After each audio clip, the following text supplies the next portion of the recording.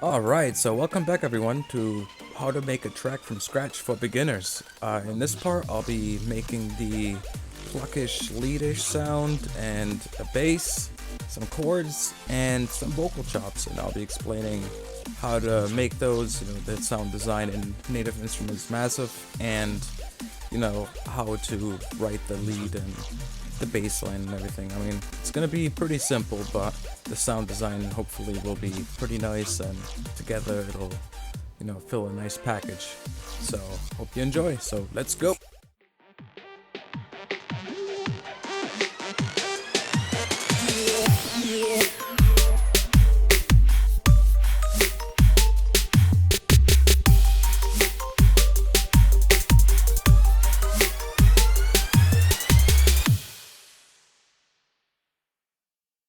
Now to start off, I'm going to hit F4 to create a new pattern. I'm going to name it Pluck, and I'm going to make it blue, just so I know what it is. And now I'm going to start off by using Native Instruments Massive. I like to categorize things so I know where everything is, and it keeps everything neat in one place. So if you're interested in this template, or you want the FLP, then you can find the link below, and you can download it for free. Alright, so I'm just going to turn down the sound a little bit.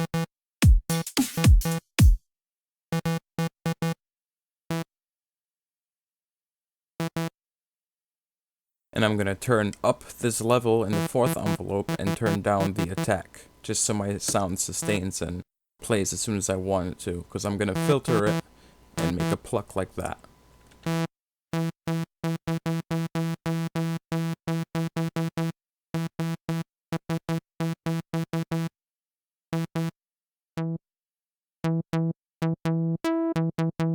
And I'm not going to worry that much about how it sounds right now. I'm going to create the MIDI first, the lead line, and then afterwards I'll go back and I'll change the sound a little bit. Now when I'm making this, I'm moving around these notes a little bit. I'm shortening them and I'm moving them off to the side a little bit, just to kind of create, swing and, make it sound a little bit less, how would you say, stale, and just, more rhythmic. And also, I'm making this track in the key of F sharp, and the notes for that are F sharp, G sharp, A, B, C sharp, D, and then E, and then back to F sharp. So basically, I'm trying to make something that sounds a little bouncy, and, therefore I'm using a little bit of swing and moving notes around, and something that sounds a little bit fun. To move the notes out of the grid, you can hold Alt, so when you're moving them, they won't snap to the grid, and also when you're shortening or lengthening them, you can also hold Alt, and it'll do the same thing. Basically, it just takes a little bit of experimenting, but also trying to already have something in your head usually helps. I'm gonna hold Control and click and drag across everything, then Control C, and then Control V to copy and paste it, and then I'm gonna add some variation to the second part.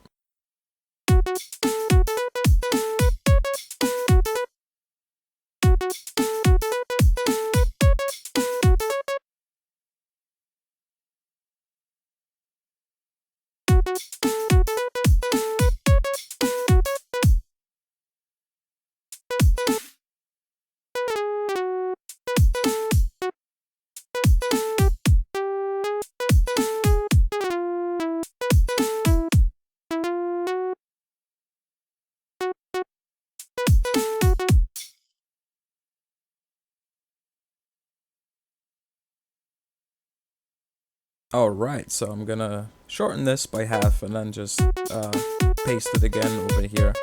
And I'll probably go back to it later and add and change some more stuff. Matter of fact, I'm gonna change this last note here to E just so it leads into the next phrase better.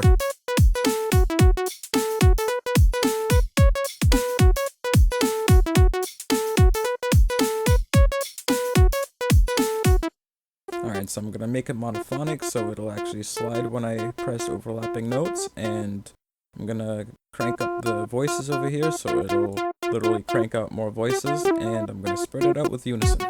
This is gonna make the sound a bit thicker. And in this oscillator tab here, you can find the vibrato setting, which I'm gonna turn up a little bit just to add some funk.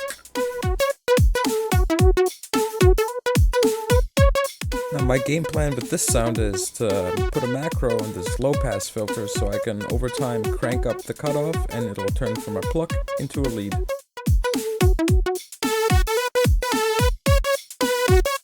Adding a little bit of distortion will thicken up the harmonics yet again. And I'm gonna add a little tiny bit of reverb, and as a matter of fact I'm gonna put a macro on the dry wet, so that's the mix of the reverb, so when it goes from a pluck to a lead, it'll actually go from more reverb to no reverb.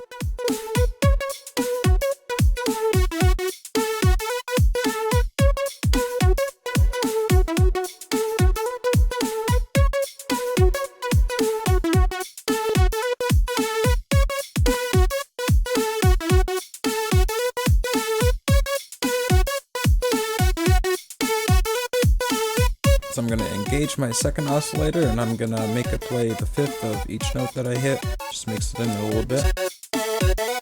So now this sound's already starting to sound nice and harmonically rich.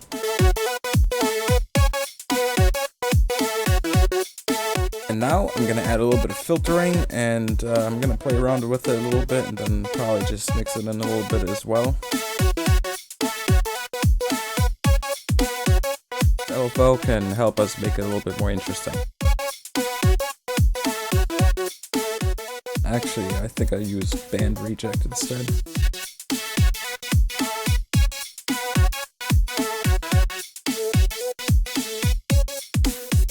And so I'm gonna mix this LFO filter a little bit less.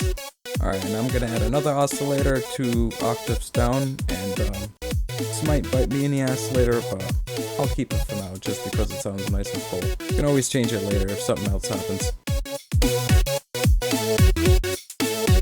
And I'm gonna add an LFO to the volume of the fifth and the 2 octave down, and just so it kind of comes in a little bit and adds some movement and dynamics to the sound.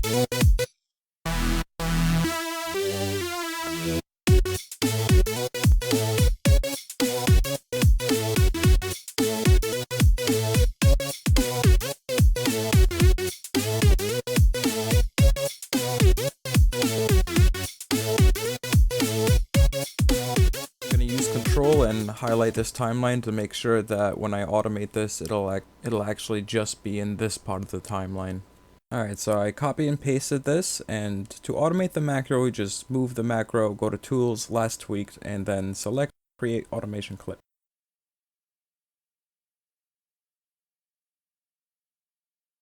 Alright, now so I'm gonna rename the automation clip, and then I'm gonna make the lead come in a little bit in the beginning. So it goes from a pluck to a lead very slowly.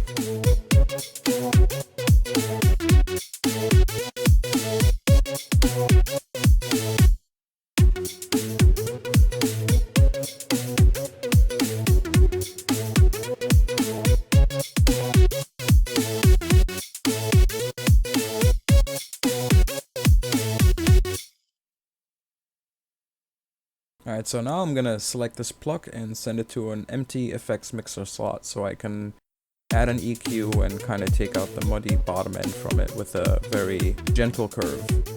This will take care of any nasty low end frequencies that can stack up with our other sounds that occupy this part of the frequency spectrum.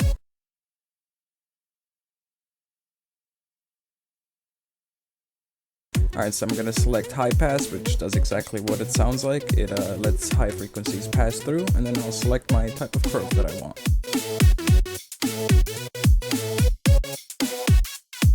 Now I'm just scanning through it to see how much bottom end to take away without affecting too much of the overall sound.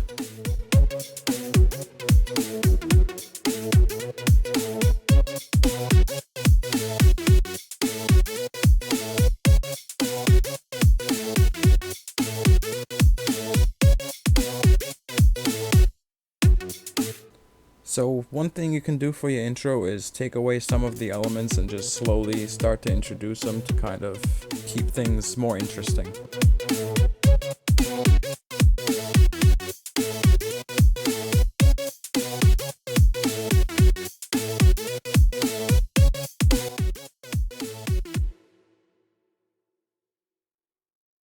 Now I'm gonna press F4 again, and now I'm gonna type in bass and make it orange and move on to the bass.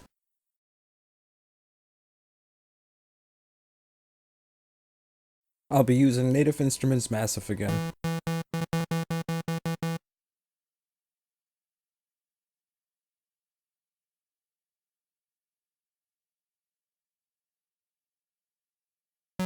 So now I'll make the bass follow the rhythm of the kick drum a little bit.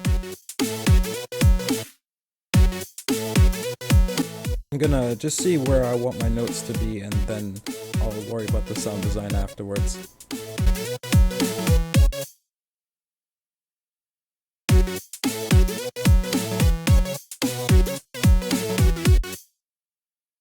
Gonna make sure my envelope is sustained again for the fourth envelope. I'm also gonna make it monophonic again and select always, so the slide will actually happen between pressing the notes, not just when the notes are overlapping.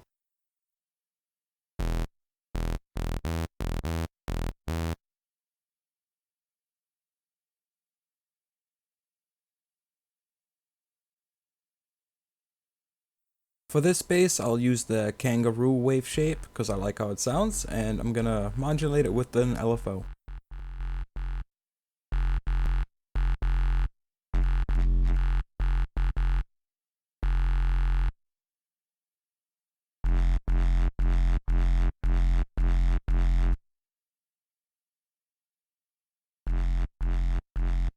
I'll also modulate the scream filter to make it sound a little bit more squishy.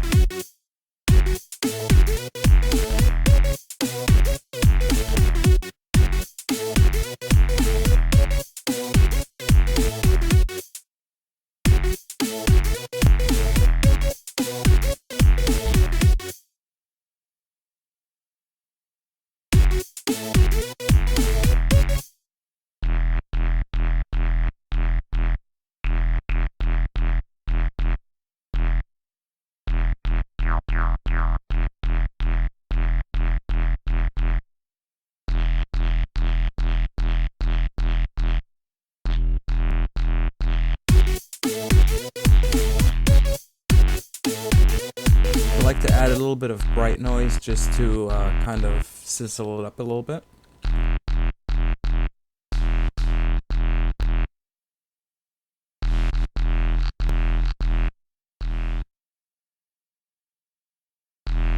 And this tube distortion will also beef it up a little bit, but I want to make sure I don't add too much. And I'm also gonna modulate the mix just so it adds a little bit of movement and also doesn't just distort the entire time.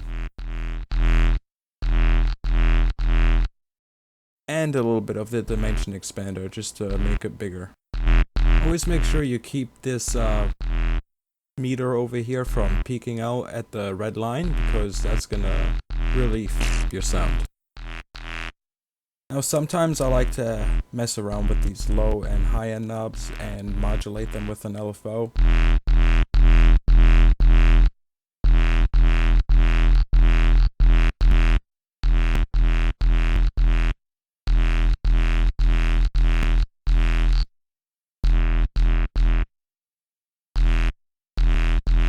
This boost knob over here, you can either, if you put it down, it'll create a notch in the frequency spectrum or in the EQ, and if you put it up, it'll create a peak. And the frequency knob, it pretty much changes where that peak or notch is, so it's very much like an EQ, just very simple. Now I'm gonna add a sample and hold, and that pretty much gives it a bit crush effect. And I'm gonna bring the dry wet down a lot, turn the pitch up very high, and mix in the dry wet with the LFO. So that's just gonna give it a little bit of crispiness at the top end.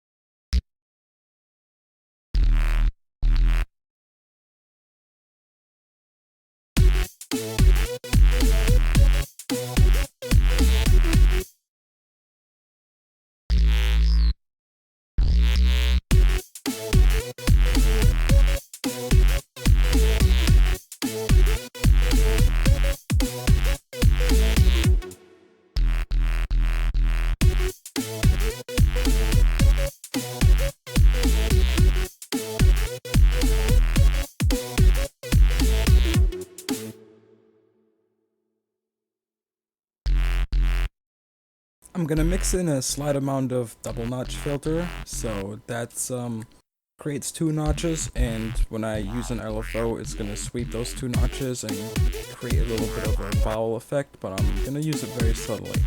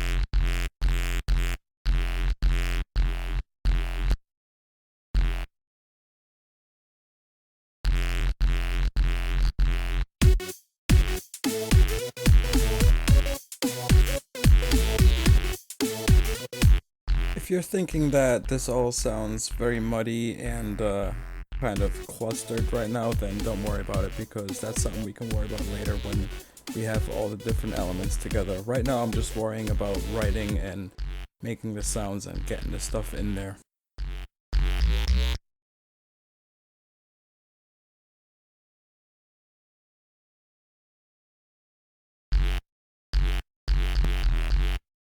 If this is all too much to take in at once, you can download the FLP from a link below, and you can go ahead and deconstruct it and check it out yourself. And I'll be posting an FLP link now for every single episode. Now that I've linked this bass to an empty effects slot channel, I'm gonna throw in the parametric EQ again, and I'm gonna make some peaks, and I'm gonna scan around to see which frequencies are very obnoxious, and I'm gonna take those out by making slight dips. This is called frequency scanning. I'm essentially just listening for whistling and howling that is exaggerated by the peaks that I've made.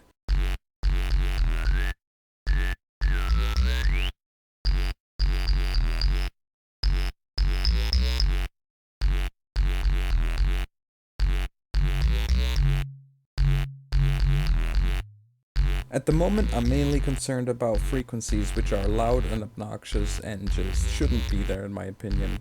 And the two most important regions, I think, are the bottom end, well, the mid-bottom end, and the high end, which the high end can be very piercing and the bottom end can just sound weird.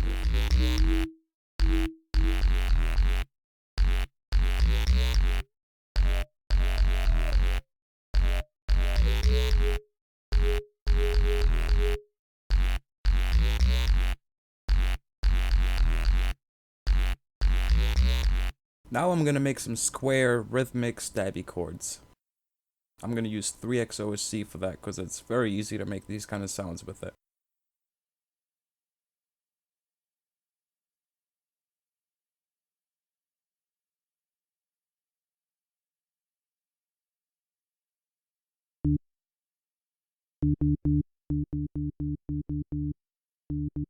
So I'm gonna make all three oscillators a square wave, and I'm gonna detune them a little bit, and then I'm gonna make them stereo, so they're a little wider.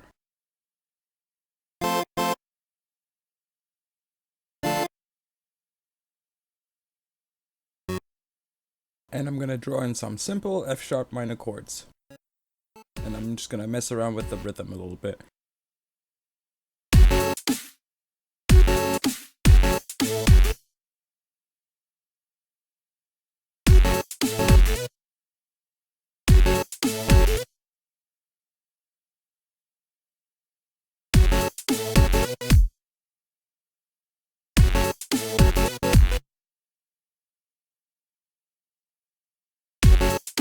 I'll most likely revisit these chords in the next episode and change them around a little bit just to make it more interesting. But again, as I said, right now I'm just focusing on getting all my elements in here.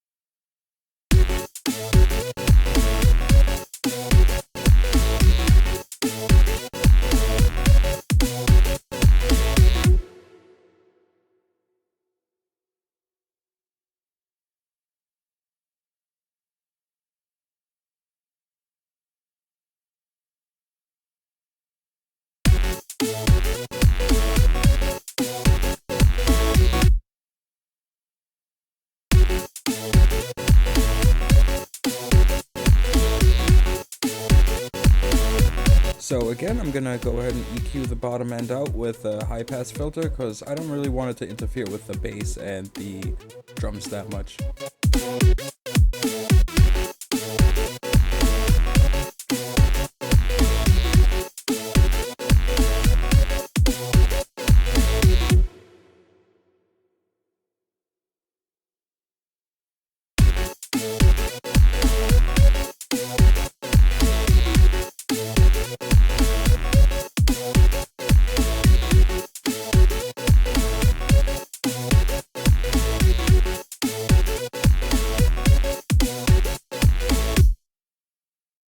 So to keep the energy going for this next part, I'm gonna add a ride cymbal.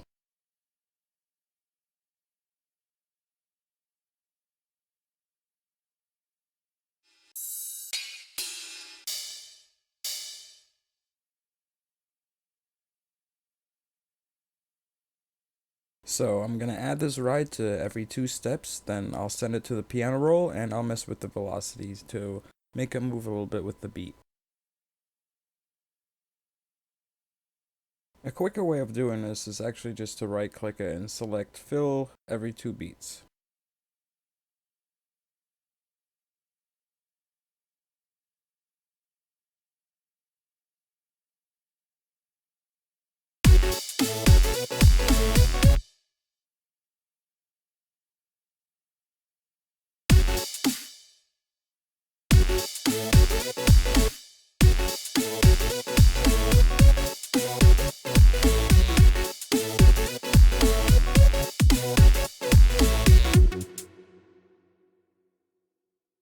And now that I think about it, I'm actually going to transpose some of these notes, because it doesn't really quite sound right to me.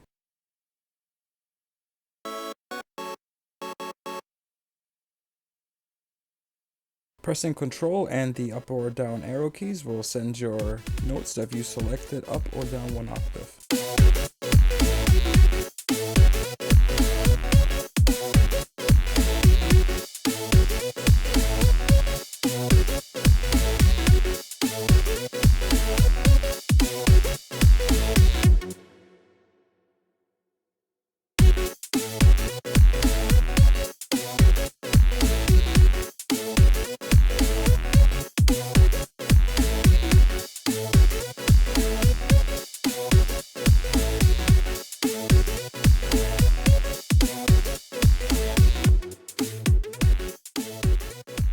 Next up, I've decided that I want to add some vocal chops, and FL Studio 12 comes with some vocals that'll do the job for this video.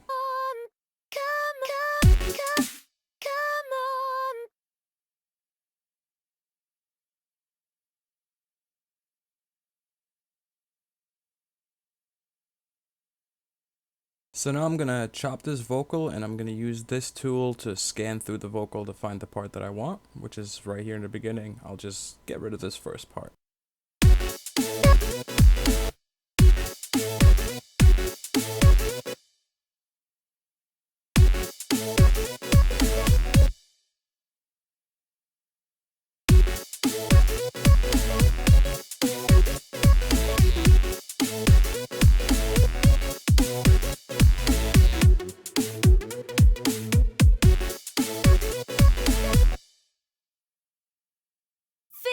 Come on, do it, do it, do it.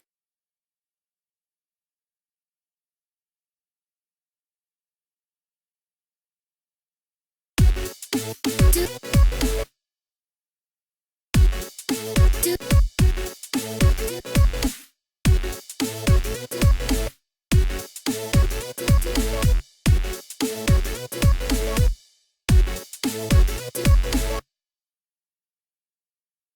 You can use this little drop down menu over here and select find the pitch, and this will open it in new tone and show you what the pitch is of the vocal.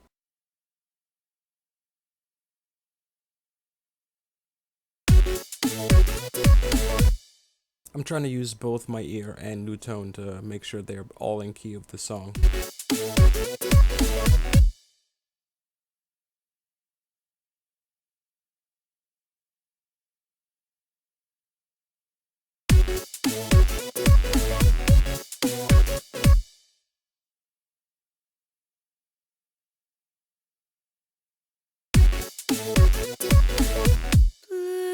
ooh, shake, wait, yeah, wait, shake, oh yeah, move me, move me.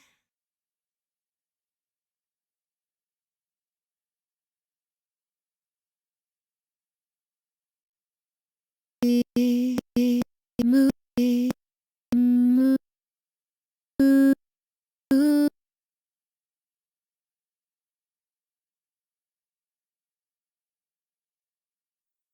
I keep deleting new tone afterwards because I only have the demo version, so yeah. But it still does the trick.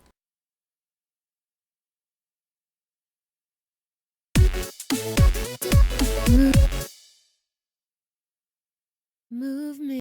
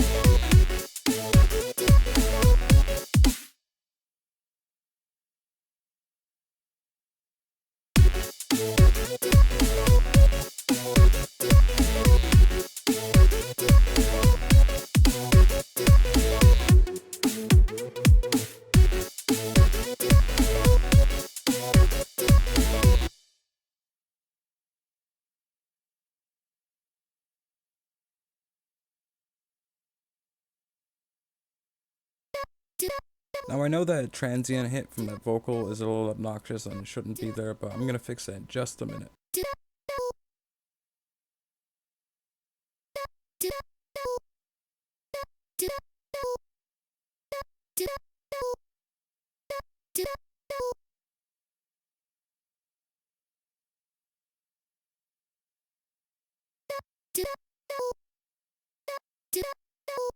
Now I'm gonna add the chorus to spread it out a little bit and make it sound a little phasey, because I enjoy how that sounds.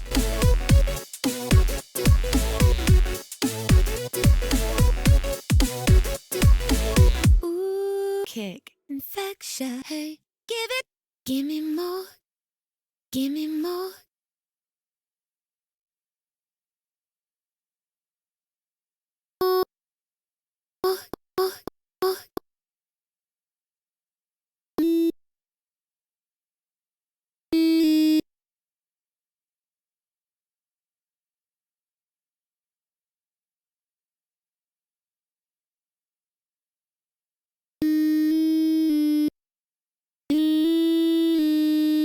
You can import the changes you made from Newtone into your timeline by just selecting this little icon and clicking and dragging it into your timeline.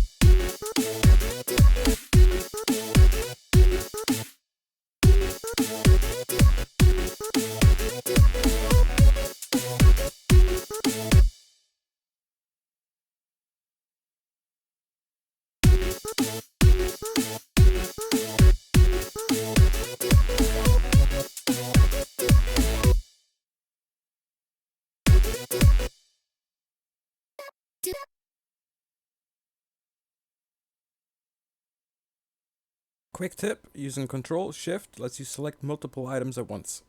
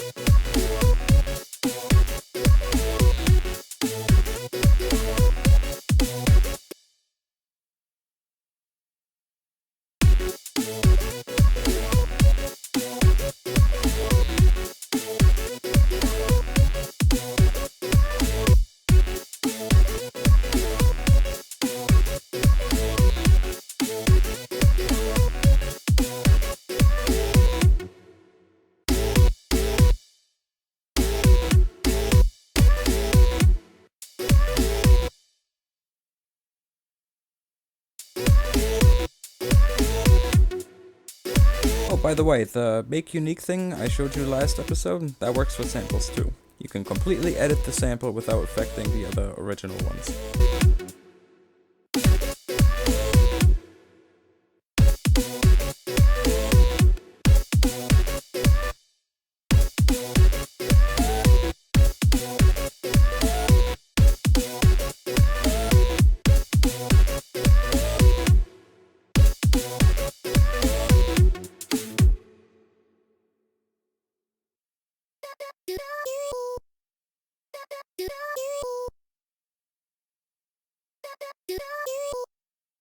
So now I'm gonna go to the properties of each individual sample and I'm gonna choose the transient with bleeding option because this is very important. It'll fade in and out your samples, that way you won't get clicking or popping.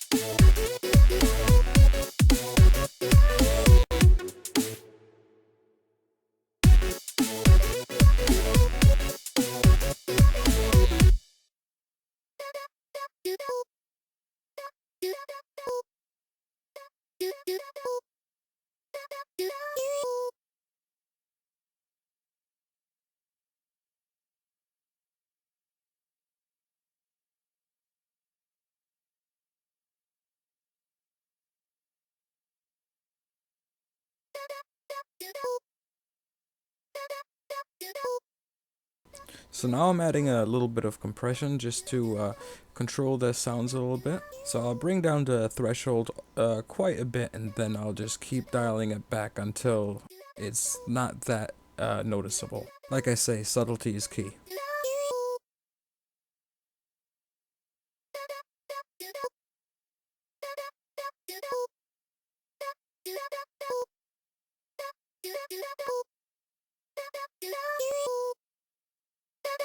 Now I can increase the gain to get a little bit more volume out of the sound.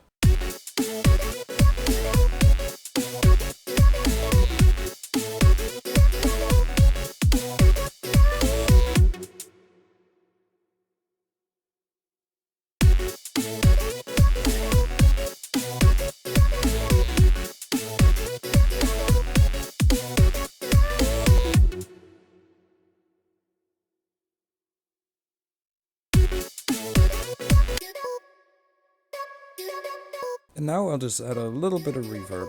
Again, I exaggerate the sound and then I dial it back.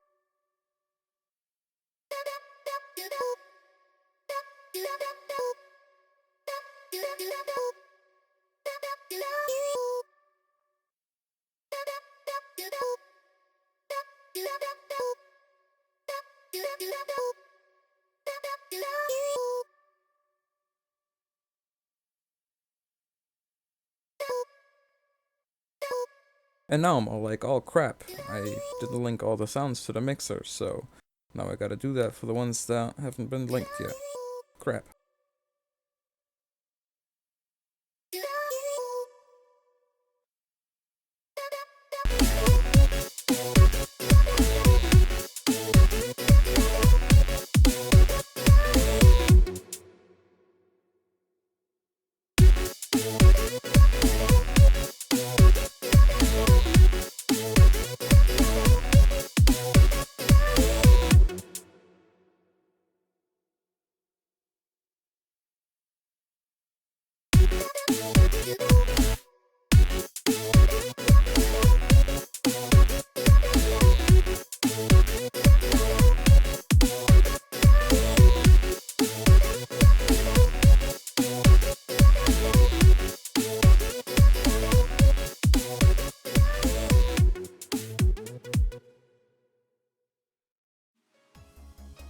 If you are still watching, then I hope this video helped you, and I hope you'll stick around for the rest of the series as I continue to work on this track.